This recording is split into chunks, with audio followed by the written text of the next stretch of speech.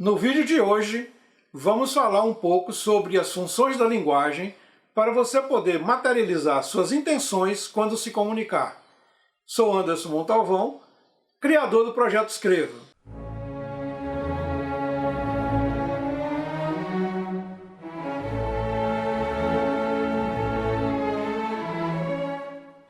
Há alguns dias nós gravamos um vídeo sobre processo de comunicação. Nesse vídeo nós mostramos quais são os elementos que compõem esse processo e que influenciam diretamente o ato comunicativo. Hoje nós vamos falar um pouco sobre as funções da linguagem que tem a ver com esse processo de comunicação. No final deste vídeo vocês vão ver um diagrama em que eu coloco os elementos do processo de comunicação relacionados com cada função da linguagem que nós vamos comentar hoje. A comunicação oral ou escrita é movida por intenções. Se o emissor não tem intenção, não há por que se comunicar. Então, sem intenções, não há comunicação. E quais são essas intenções? Vamos lá. Emocionar, julgar, influenciar, construir uma ação, informar, explicar o significado de um signo, de uma palavra, estabelecer uma relação com o outro, iniciar ou finalizar uma comunicação. Assim, para cada intenção, há uma função da linguagem. E é o que nós vamos ver no vídeo de hoje. Mas antes disso, eu quero deixar bem claro o seguinte: um ato comunicativo, ele tem a predominância de uma dessas funções. Não quer dizer que um ato comunicativo que tenha a intenção X só possa ter aquela função X correspondente àquela intenção. O que vamos ver é que há uma predominância da função da linguagem relacionada àquela específica intenção. A primeira função que nós vamos falar é a função fática. Qual é a intenção que está relacionada a essa função? É a intenção de estabelecer ou finalizar um contato. Corriqueiramente nós fazemos isso. Alô? Quem está falando? Preciso falar com o doutor Cicrano? Sinto muito, agora não posso falar. Até logo. Então são exemplos de função fática, estabelecendo o contato, ou finalização do contato. Vejam que esses exemplos dados são exemplos simples e do dia a dia, corriqueiros. Mas essa função fática ela vai atuar também quando nós temos necessidades mais complexas de estabelecer um contato. Imagine, por exemplo, um subordinado tentando um contato com o seu superior hierárquico. Ele vai precisar de uma estratégia mais elaborada. Ou um cidadão comum fazendo um contato, tendo necessidade de fazer um contato com uma autoridade. Essa função fática é muito importante porque é quando nós precisamos estabelecer ou finalizar um contato com alguém. Agora, vamos falar sobre a função referencial. A intenção relacionada a ela é informar. Informar as pessoas de um acontecimento, de um fato, de coisas da realidade e, portanto, ela tem linguagem denotativa predominante, ela é informativa, descritiva, narrativa e o foco é no elemento referente. Vamos ver um exemplo, vou citar uma manchete de uma notícia do portal UOL. Belo Horizonte vacinará idosos de 65 anos a partir de quarta-feira. Vejam que esse exemplo mostra que a intenção é simplesmente informar. Não há opinião, não há nenhum julgamento, apenas está informando alguma coisa ao público. Essa é a função referencial. Agora vamos falar de uma função que talvez seja a mais importante. Função expressiva ou emotiva.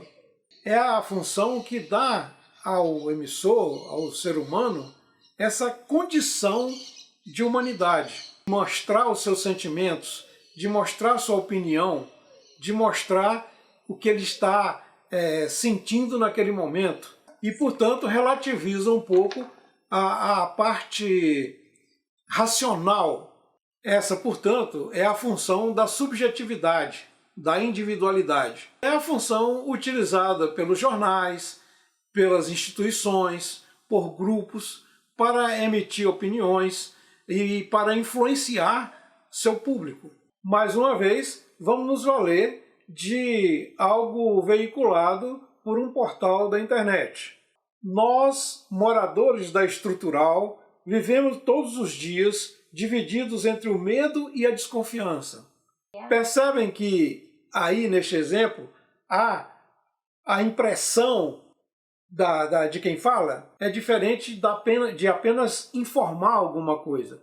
Há já um julgamento, há uma opinião. Outro exemplo, tanto o processamento de casos nacionais e pedidos de assistência jurídica mútua, como as entregas às autoridades brasileiras viabilizadas pela Suíça com o consentimento das pessoas envolvidas, demonstram a eficácia da boa cooperação entre autoridades nacionais e internacionais em uma investigação complexa dessa magnitude. Percebem que aí, neste exemplo, não há apenas informação, há uma opinião, um julgamento. Então, aí nós temos a função expressiva da linguagem. Agora vamos falar sobre a função conativa ou imperativa. Quando a intenção é interpelar o interlocutor para dar ordem, aconselhar, sugerir, isso aí é a função conativa ou imperativa. Ela é muito utilizada, inclusive, na propaganda. Vejamos alguns exemplos. Pare de roncar agora mesmo.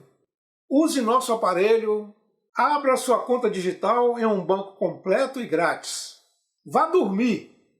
Então vejam que os verbos são utilizados no modo imperativo e de uma forma dialogal. Temos que ter consciência que essa função requer a utilização do verbo no modo imperativo, o modo da ordem, do aconselhamento, da sugestão. Função metalinguística. O que é isso? A função metalinguística é quando nós usamos a linguagem para explicar a linguagem. Se nós precisamos saber o significado de uma palavra, nós vamos usar a função metalinguística. É a função do dicionário. É a função que explica um signo, uma palavra, uma expressão. Vamos ver só um exemplo para ficar bem claro o que nós falamos. Apedeuta, substantivo masculino e feminino, ignorante, pessoa sem instrução, por extensão, quem não recebeu educação formal, pessoa desprovida de cultura, ainda por extensão, grosseiro, quem se comporta grosseiramente. Entenderam? É a explicação do signo. Essa é a função metalinguística. A linguagem serve também para criar arte. Ela é material para a composição de peças artísticas, como na literatura, a poesia, o texto em prosa. Qual é essa função da linguagem? É exatamente a função poética. Vamos ver algumas características dessa função. Subverter o sentido referencial da mensagem, tornando-a aberta. Ser conativa, ou seja, plurissignificativa, polissêmica, que dá margem a várias interpretações. Produzir efeito estético. Trabalhar sobre a estrutura da mensagem, com sua sonoridade, seu ritmo, tonalidade, plasticidade, cor. Vamos ver alguns exemplos de textos em que predomina a função poética.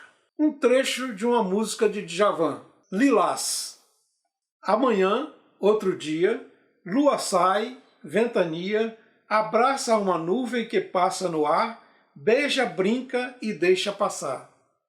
Outro exemplo, Cecília Meirelles. Eu canto porque o instante existe e minha vida está completa. Não sou alegre nem sou triste, sou poeta. Perceba nestes exemplos que a intenção é justamente de trabalhar a palavra para ressignificá-la, para criar arte. Esses exemplos dão margem a várias interpretações. É completamente diferente da linguagem denotativa de uma função referencial, por exemplo. Como eu disse no início deste vídeo, agora nós vamos fazer uma relação entre as funções e os elementos que compõem o processo de comunicação. Serve também como um resumo do vídeo de hoje. Vamos lá. Função emotiva, focada no emissor, no elemento emissor. Função referencial, focada no elemento contexto referente. Função poética, focada na mensagem. Função fática, focada no canal. Função metalinguística, focada no código. Função conativa, focada no receptor. Hoje conversamos um pouco sobre as funções da linguagem, para que você possa expressar suas intenções quando escrever um texto e, portanto, ter uma comunicação efetiva. Se você gostou deste vídeo, curta-o, compartilhe-o com os amigos e inscreva-se no nosso canal. Bons textos!